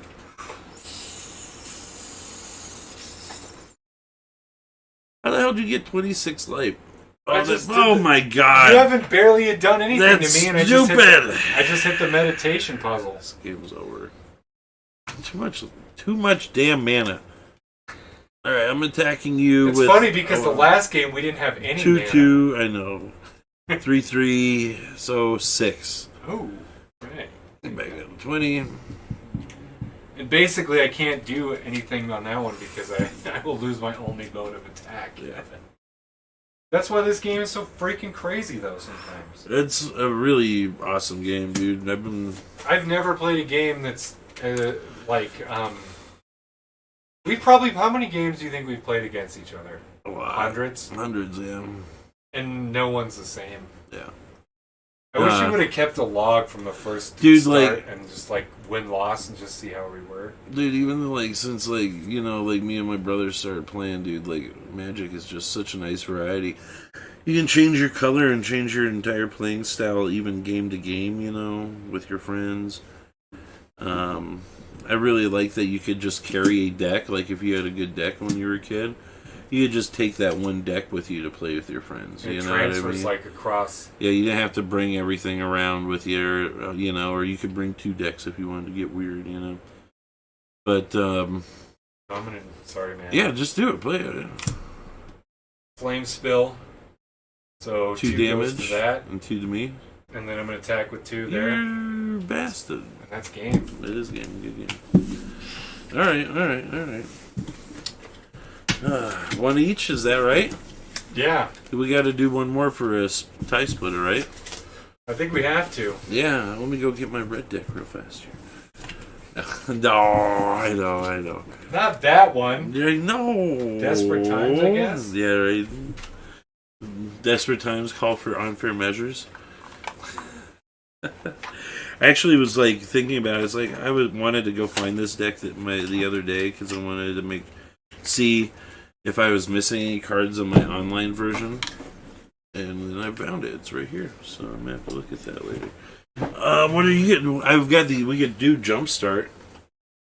Do you want? I think we're locked in this 1-2 battle. We just got to pick our best deck and fight it out. Well, I was gonna say I've got these Jumpstart decks. There's a Dog Legion deck, and then there's Enchanted Vampires.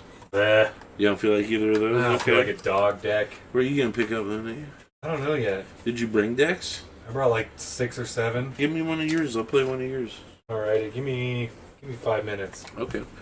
Damn, I should have had intermission set up. Build content, Matt. That's what you do. Dude, here, I can set up an intermission for a minute. Like, literally, here, let me do this. Content time. Alright, I'm gonna go back here. Hey, guys, let's see here. I'm gonna bear with me for 1 second as I set up an awesome intermission sequence here. Let's see, I've got videos. I got captures. Let's do magic since that's what we're playing. Get a bunch of magic ones from recent games. Go, poop, and right here. Oh, I don't even think I need to move them. I can just go like this. Alright, we're gonna do a brand new scene.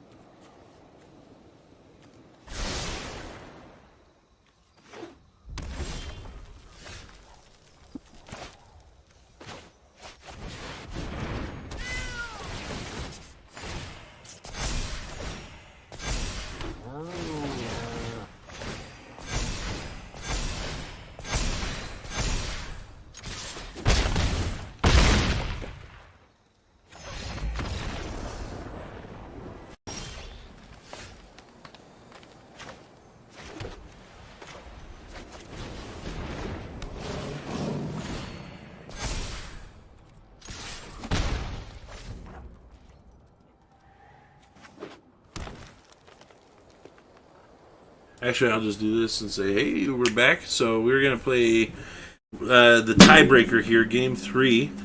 I've got a house-built Kraken deck. I don't even remember what's in here. It's built it a long time ago.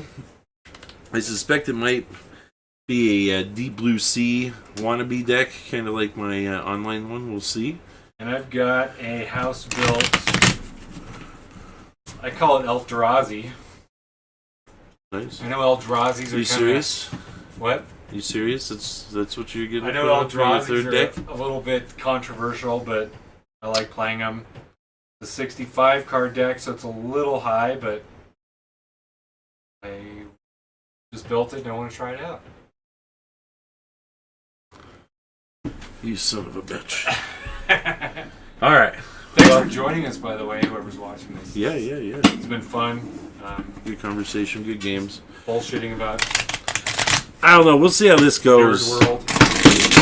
If I had known this is an Eldrazi deck, I might have grabbed my Red Lightning deck over here, you know. I've yet to beat that one. I've been playing it, and I've never beat it. And it's, Fair enough. I will get frustrated. I hate Eldrazi's, dude. I will quit and just leave all my cards here and never play again. And probably never talk to Oh, Bog. man. Oh, man. Hate.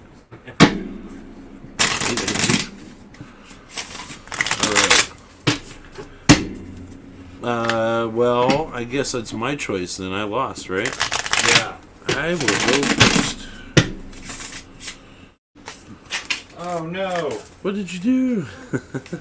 So on my shuffle, I just blew out the middle of my cards. I hate it when that happens. Cards everywhere. It sucks when you mix old cards and new cards. Yeah. Because old cards have been shuffled a lot. Dude, the new cards are super so, flexible. like, the quality of the new cards are so trashy. They're not very good.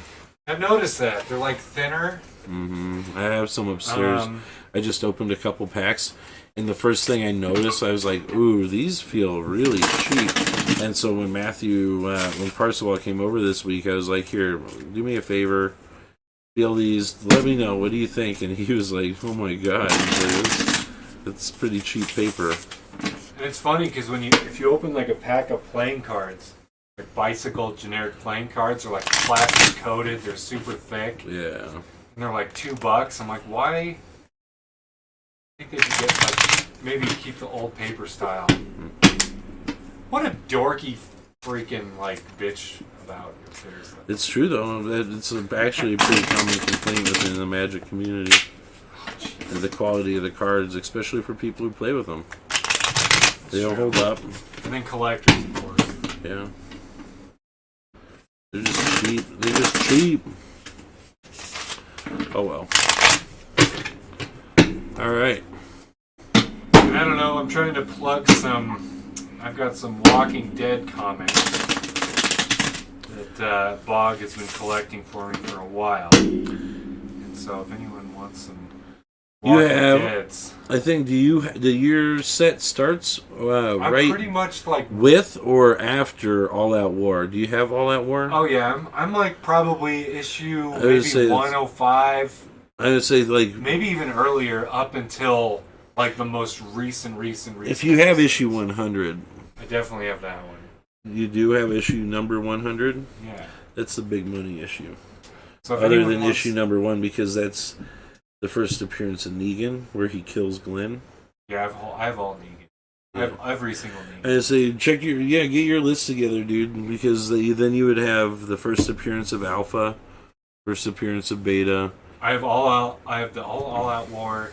I've got the most recent series with the Whisperers. Yep. And then that one with like the weird SWAT guys.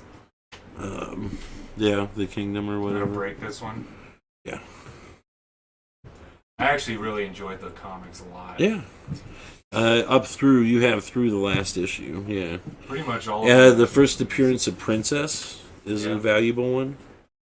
And I think you have the pink, or you have the mid-range, like the normal cover, the normal, not hard to find, weird green label cover, whatever they call it.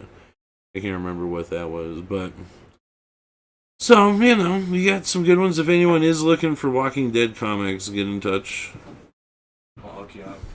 It's a good set. They've been bagged and boarded since they were bought. Probably read total one time.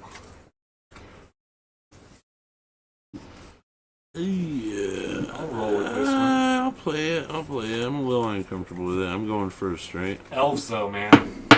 Elves. Are you playing an elf deck over there? Elfdrazi. Elf? Drazi? Yeah. I know you're gonna Shit sounds fucked up, bro. Kind of is. Sounds really fucked up. Let me get our counter going. Alright, here you go. I love these arts. These are probably... Yeah, the new art. These are probably my second favorite arts. Like mana arts. I like these ones, the space art. They're cool. It's your turn, my man. I'm gonna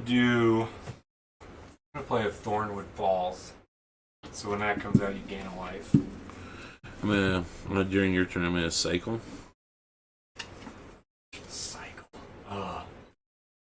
I get lost in cycling. That's why I don't like playing cycling decks, because I always just forget. What's happening? Yeah. So, my turn? It's a good distraction. Did you just... It's your turn? Well, I did that on your turn. See, that's what I mean. Yeah, so it's my turn. Yeah, so I'm gonna untap. I've already lost. You've only done it once. What are you doing? I'm looking. I didn't do it on my turn because I forgot he had it. Alright, your turn. It's all that for nothing. Alright, so the Thornwood Falls, I can add a forest or water. Or island, I should say, to be cool about it. So I'm going to throw down a forest as well. I'm going to tap that, play a Land of War Elves, 1/1, add a land. Then, I believe it's your turn.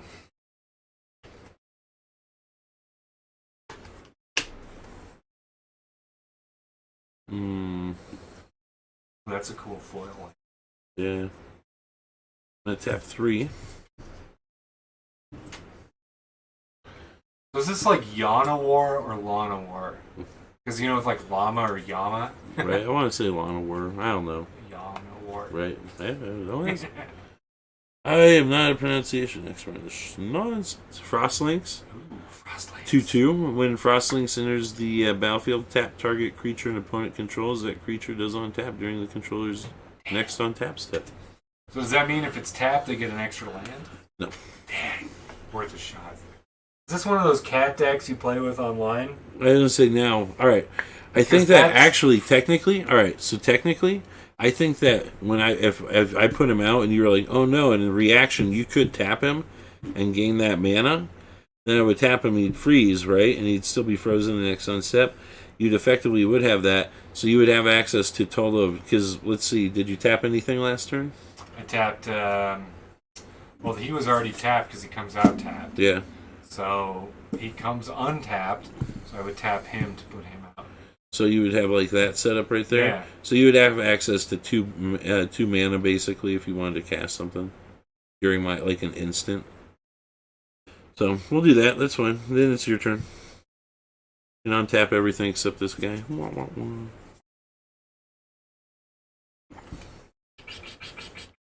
No mana for you this turn. Let's do tap 2 for a boar creature. Whenever a creature with power 4 or greater enters the battlefield under your control, Territorial Boar gets +1/+1 and Vigilance until end of turn. What? Jesus Christ! All right. Speaking of boars, in Assassin's Creed Valhalla, boars are ridiculously kind of difficult to kill. Yeah. They're a pain in the butt. They attack you out of nowhere. It's annoying. Please. I just know about like giant boars down in like Texas causing problems and stuff. Yeah. Legit. Can you, so this one becomes untapped then. On your next untap step. Oh, damn. Yeah. Anything else? Yeah? No? Stupid Frostlinks. My turn? Yeah. You froze it, ass.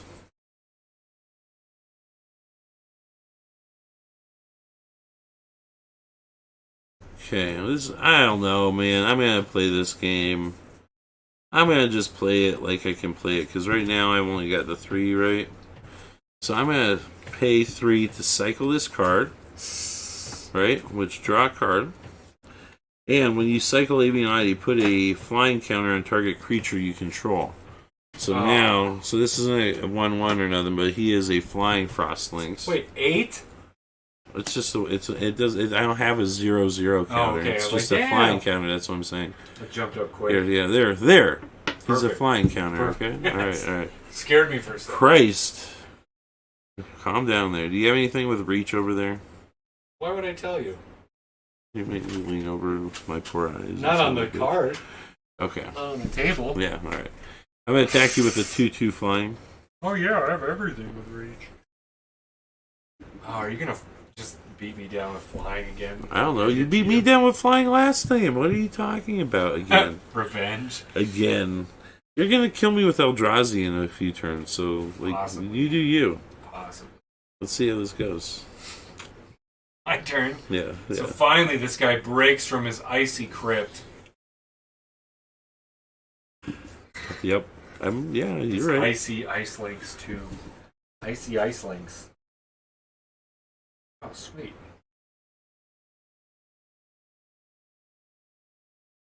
Well, I'm gonna tap him again. So tap these 3 or these 2. Let's make 3.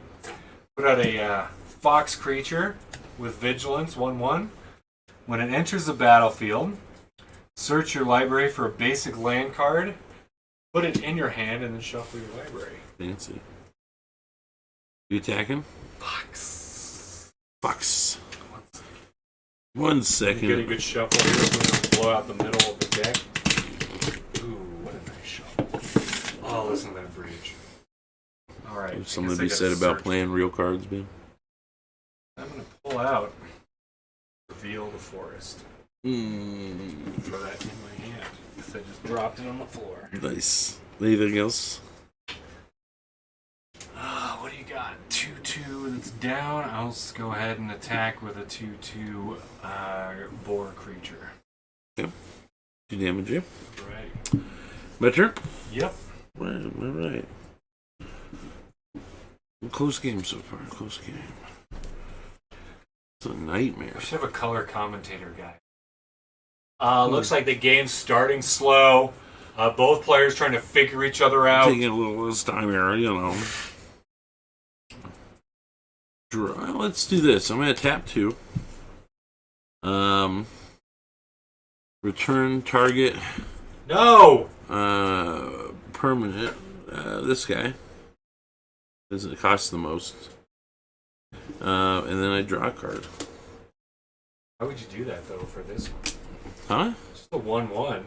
I Yeah. got what I needed out of it. Well, don't get salty. I'm not salty, I'm just saying. If Jeez. I was me, Just saying. You know, I'm like, attacking for you me- with a 2/2 flying. you know, like for me, I'll take the 2 Your turn. because I can't do anything about it. Yeah, I know you can't. So. I know you're salty. That's why you're salty about it. I'm I'm not salty. not mad, I promise. Alright. Gotta figure out that flying, though. Dude, nice. I mean, I wasn't talking about my cards. Alright, cool. Cool. Oops, throw that down. And then what I'm gonna do, in the interest of sending this further, I'm gonna drop 2 of these guys, play Explore. Allows me to play extra land card this turn and Slowly draw a card. play an extra lane card. Yeah. So I'm gonna drop the forest on you. And Taking quite a bit of time to get those Eldrazi out there.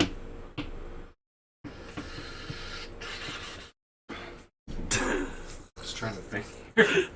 Yeah, shut up. Got so much stuff to do. Oh my god. Alright, so I'm gonna tap him again. Tap Okay. these 2. Sure. Put out an artifact creature with vigilance. That's cool. When a Diamond Knight enters the battlefield, choose a color. When you cast a spell of the chosen color, put a +1/+1 counter. Ugh. So I'm going to choose green, of course, on that one, since most of this is green. Alright. And I am going to attack with a territorial boar for 2. Alright. Can't block anything. I'll take that 2 damage. Alright. Metro? Yep. Ooh, land, nice. I like that. I like that. I gotta say. I have a really cool old school card. Yeah. I can't wait to show off. Nice. One of those 10-cent cards you pick up in those bins you just sift through. Absolutely. Sit there for like 2 hours and dig through it and see what you can find. What I love about this game, I know we've talked about it, but It's a fun you game. basically maneuver mechanics in and out the whole time. Yeah. Well, I'm gonna go ahead and pay 3. By the way, try saying flying frostlings. Flying 5 times frostlings. fast. Yeah, oh my Flying god. frostlings. He's coming for you. Sounds like So it'll be a Nader Kraken. You'll like him. He's 2/3. Whenever you draw a card, you may pay 1. If you do, put a +1/+1 counter on Nader Kraken and create a 1/1 blue tentacle creature token. So now, It sounds like a oh, and again, I forgot to untype him, and it's your turn. Yeah. sounds like an awesome black metal band. Nader Kraken. I like that. Nader Kraken. Nader Kraken. Ralph Nader I was just going to say Kraken. Ralph Nader Kraken. I'm glad we both hit that at the same time. It's Ralph generation. It's Ralph Nader from the Green Party. Oh, Ralph Nader. He's going to stick it to the government. Is that going to get us banned? Probably. Instead of Ralph Nader. Yeah. All right, enough politics. No politics, please. Yeah. I don't know. Ralph Nader doesn't seem as controversial. Yeah. Is he alive still? I have no idea. Probably not. I remember like him and Ron Paul were like the 1-2 third party kind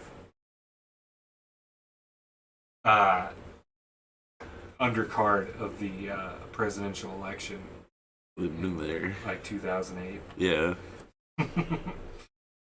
Oh man, let's not get it.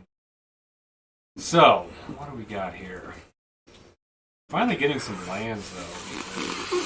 Boo! The last 2 games I haven't had anything. That's good. That's good. You're going to lose, so.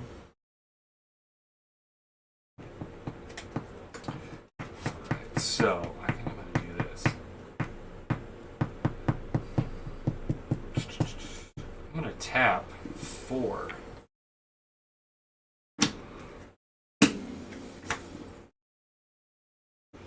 And do 2 things.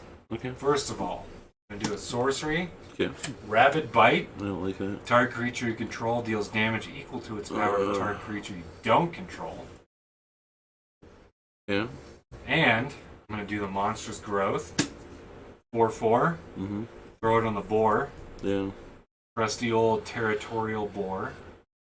So he becomes a 6/6 with the Rabid Bite. I'm going to go ahead and attack that Frostlink. Well, I'm going to have to disappoint you because Ah! Knew it was coming. the order, the sequence that you played those in is wrong. So you did the Rabbit Bite. And then... Nah, I'm just joking. Well, that's a 2/2. Yeah, I know. Oh, you're right. So they would cancel each other out. Well, it doesn't matter. No, the Rabbit Bite, like, it's fine. I'm just like, disappointed that my guy is definitely dead. There's nothing I can do to save him. So the Rabbit Bite doesn't tap your guy either. So now you can attack with him, and he's, what, this turn? 6/6. Ugh, I take the 6 You got damage. 6/6, but But, whenever I cast a spell of the chosen counter, I put a 1/1 counter on my good old-fashioned artifact Loser. creature knight loser with Nate? vigilance. So he's now a 2/2. I'm gonna go ahead and attack with a 6/6 and a 2/2. Okay, I'll block the 2/2 with my 2/3. He's dead. So that did absolutely nothing. You want to take that one back, or? No, it's fine. No, not my Rainbow Knight. He was pretty colorful. I'll give him that. Served his purpose. He was a colorful guy. Zing. All right, your turn. Man, I'm all beat up, dude. I'm afraid of that Kraken though, because I think with the way you play, there's going to be some weird shit. There might be some weird shit happening with him, yeah.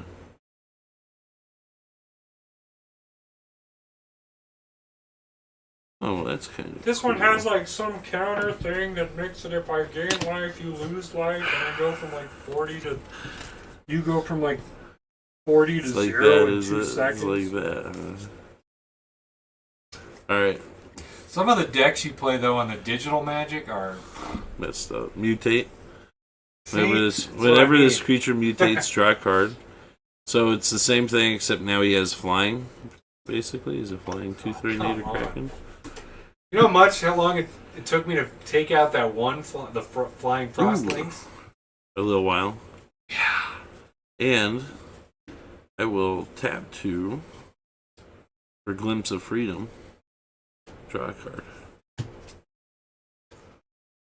Okay, I Glimpse guess. of freedom. Glimpse of Freedom. Your turn. Yeah, that's all I got. That's all I got. I like Glimpse of Freedom. It's got escape. The boars holding me down though. I gotta say, boars are tough. Yeah. I'm beat up pretty good at this point. Just played a land here. I have one card.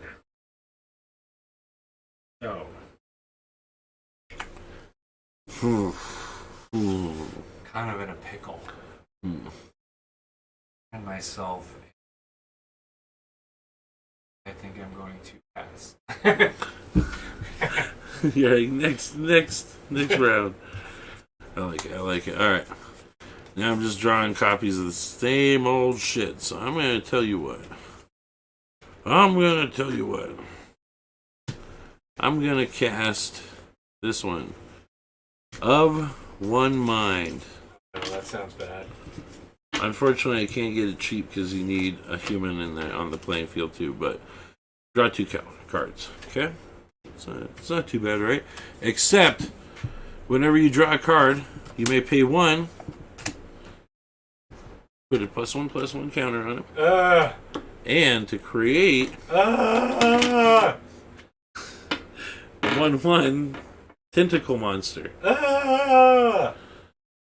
See, this is what I mean. I knew that tentacle nadir Kraken was a little too good to be true. Well, hold on 1 second. I still got cards here. Oh, okay, perfect. Perfect, he says. I'm going to pay 1. I'm going to cycle. Cycle. To draw 1 more. Dang. Alright, now it's your turn. All that. Now it's your turn. A little deck manipulation going on over here, you know what I'm saying? So, I have run into quite the conundrum because all I'm getting is land. And the last 2 games I got no land. And now I'm getting all dude, that's the worst. I hate that. That's the one thing about... Well, and I'll tell you, dude, I've had some online games lately where I'm like, how is it that I'm getting, like, a landlocked game online? Like, how is it, like, intentionally? The computer's like, yeah, you didn't get any lands this time. But it's not all bad. Your turn. You're forming a defensive perimeter here? Pretty much. Okay. Let's see here. So move your Kraken card a little bit in camp, though. Let the people see. This jerk. A mutated Kraken? Yeah. There we go. Alright. Let's see here. How about...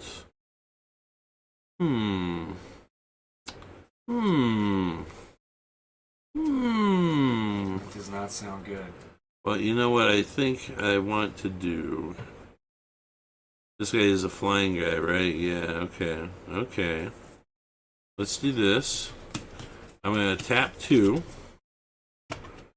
Return target non-land permanent you don't control to its owner's hand. So, that guy. Draw, which also makes me draw a card. And I'm going to pay 1 to give me another tentacle. And I'm gonna go ahead and pay 1 to cycle.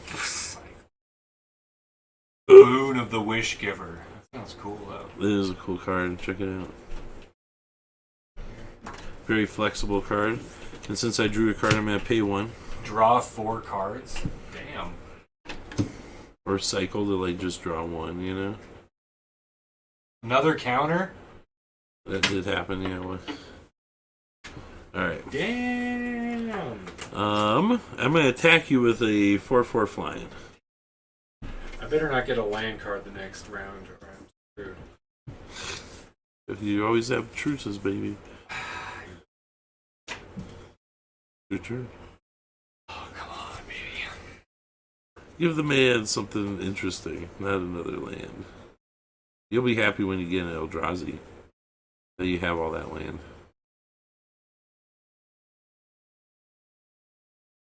This one is not that bad, actually. Okay. So I'm going to tap 3. Sure.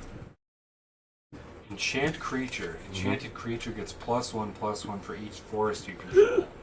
Uh-oh. So I control 6. That's bad. So he's now at 7/7. Why he's enchanted? Wow, he's enchanted.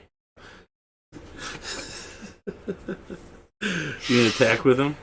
And then I've got 2 here to throw out my bloody old pal here. So I'm going to go ahead and attack with this 7/7. But then The 7/7, dude. Now you're just going to like do some bull. I'm gonna let him through. You're going to take 7? Yeah, I'll let you have. All I'll right. let you have a moment. I mean, All right, my you turn. only have 3 left. I know, my turn now. See, I hate it when you do this because it scares me. It deeply scares me. Well, let's see how this goes. Alright, alright.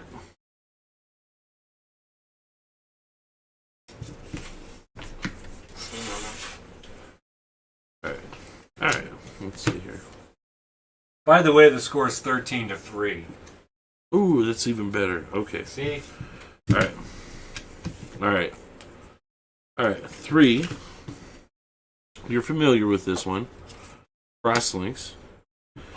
So I'm going to freeze your enchanted... Well, no, I'm going to freeze this guy. Okay, so he can't... He's tapped and he can't untap your next untap step. Fair? You're like, not really, no. No. Alright, and then I'm going to...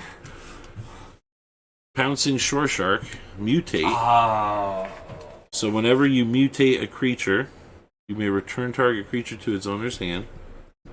So you can return him to your hand. I know that's cold-blooded, right? That's like the linchpin of my whole master plan. Dude, I'm so sorry. Oh, no. I know. And I draw a card. Oh, no. Oh, nice. And I can put a land out, and when I draw a card, I'll tap to pay a land. And I get one of these guys. And I'll attack you with 5, 6, 7, 8, 9 damage. Ouch. Ouch. It depends though if you got any kind of spell that can like boost your dude, or like that can like boost your guy, or get a guy out with haste. Or if you have like a lightning bolt. So he's locked like this turn. Yes, he is. Unless you have something that's like untapped target creature. It all depends on this one. Oh no. I'm not even looking until I open my eyes. Yeah, it's something. It's something. Oh, uh-oh. I am... That is what I pull. Yeah. It's alright, it's alright. But...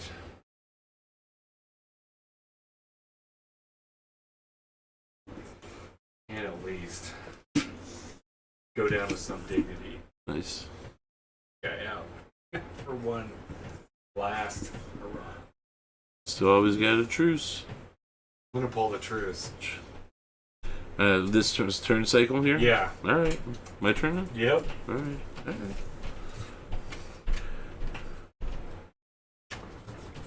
Alright, let's see here.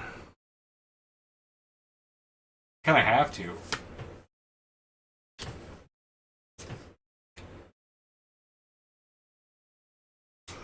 Well, I don't know if I wanted to do what I wanted to do would make a difference.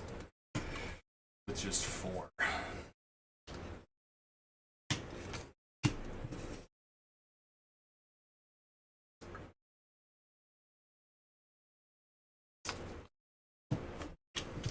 Flying counter on this guy.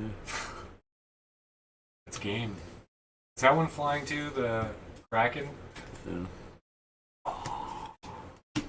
It's got 7. Oh, sorry, that's the wrong one. Crosslinks. That guy's frozen. This one? Yeah. Shit. And so yeah. Well, we had a truce, remember? Oh my gosh, that's right. No, it's your turn. What? Damn it. That was a goof up on my part. I forgot that stupid truce. Dang it. So at least this guy comes back to life. Yeah. Oh, jeez. What are we gonna do? So he's still frozen, though. Yes.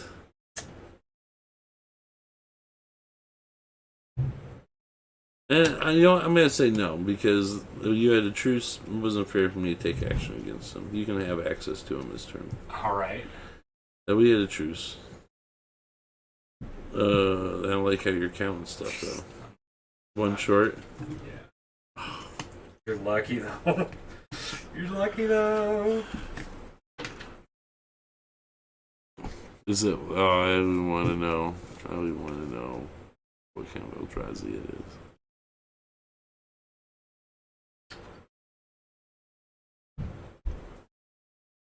It's not really gonna make a difference since you have flying.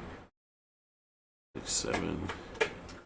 But I'm like a boss. Alright. So when this one enters the battlefield, they can put a 1/1 Scion creature. What? And it has sacrifice. Add 1 color to your mana pool. Sure. But it's a little late. And even if I attack, you're just blocking.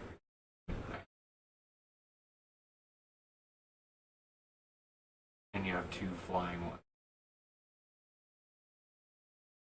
Your turn. Take me out. I'll attack. Sorry, bro. Good game. That was a close one. Yeah. The Dater Kraken saved me. He's a bit of a dick card. I was waiting on this one. Oh my gosh. How nice the camera just froze. Wonderful. Yeah. It just did because I just put that counter there up we too. go. Yeah, I was going to say it should come back. Yeah, there he is. I had a. I hate that card, dude. That card's messed up. I needed one. One mana? Dude, the Desolation Twins. But then. See, let me see it. Let me see it. This is what I like to do after. I like that card. After a game, is to kind of analyze what your next 2 turns were. Yeah. So these are my next 2 cards. Nice. And then I had an Elf Druid to add another. That's a good one, dude.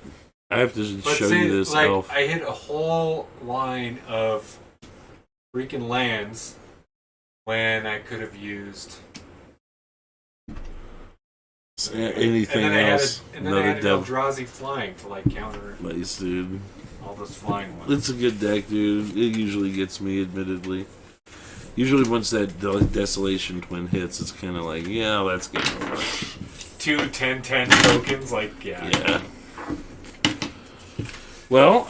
Yeah, thanks for playing. I would say that I think that calls it for tabletop. Yeah. Here, let me go over here and wrap this up real fast. That was fun. Thank you guys. For anybody who watched or was watching later on, thank you. Tune in for more Magic later on. We'll have more sometime.